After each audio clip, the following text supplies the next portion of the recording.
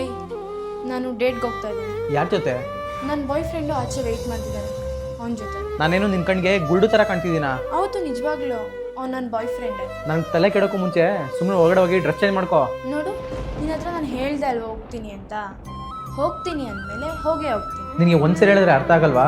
ಇವಾಗ ನೀನು ಮಾಡ್ತಿದ್ದಲ್ಲ ಅದನ್ನು ಯಾರು ಮಾಡ್ತಾರೆ ಗೊತ್ತಾ? ಕ್ಯಾರೆಕ್ಟರ್ಲೆಸ್ ಹುಡುಗಿರು. ಅರ್ಥ ಆಯ್ತಾ?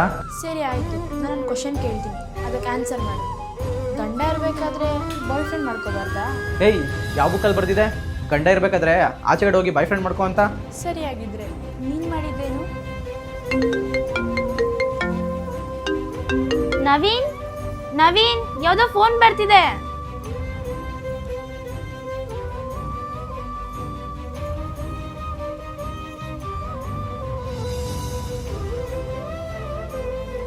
ನೀನೇನಾದರೂ ನನ್ನ ಫೋನ್ ಚೆಕ್ ಮಾಡಿದ್ಯಾ? ಹೌದು, ಚೆಕ್ ಮಾಡಿದೆ. ಆದರೆ ಮುಂಚೆ ಯಾವತ್ತೂ ನಾನು ನಿನ್ನ ಫೋನ್ ಚೆಕ್ ಮಾಡಿರಲಿಲ್ಲ. ಯಾಕೆ ಹೇಳು? ನನಗೆ ನಿನ್ನ ಮೇಲೆ ನಂಬಿಕೆ ಇತ್ತು, ಅದಕ್ಕೆ. ಅವತ್ತು ನಾನು ನಿನ್ನ ಫೋನಲ್ಲಿ ಆ ಮೆಸೇಜ್ಗಳನ್ನ ನೋಡಿದಾಗ ನನ್ನ ಮನಸ್ಸೇ ಹೊಡೆದೋಯ್ತು. ನನ್ನ ಗಂಡನೇ ನನಗೆ ಮೋಸ ಮಾಡ್ತಾಯಿದ್ದಾನೆ ಅನ್ನೋದನ್ನು ನಂಬಕ್ಕಾಗ್ತಾ ಇಲ್ಲ. ನಾನು ಮೋಸ ಗೀಸ ಏನು ಮಾಡಿರಲಿಲ್ಲ, ಕ್ಯಾಶುವಲ್ ಆಗಿ ಮಾತಾಡ್ತಿದ್ದೆ ಅಷ್ಟೇ. ನಾನು ನಿನ್ನ ಜೀವನದಲ್ಲಿ ಸಾಕ ಹೋಗಿದ್ದೀನಿ ಅಂತ ಅನ್ಸಿದ್ರೆ ನೀನು ನನಗೆ ಹೇಳಬೇಕಲ್ವಾ?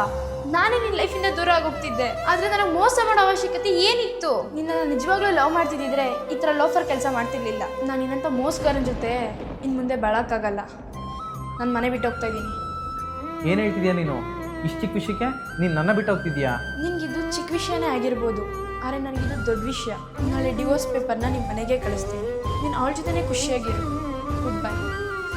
ವರ್ಷ, ಪ್ಲೀಸ್ ವರ್ಷ, ಇನ್ನೊಂದು ಚಾನ್ಸ್ ಕೊಡು ವರ್ಷ.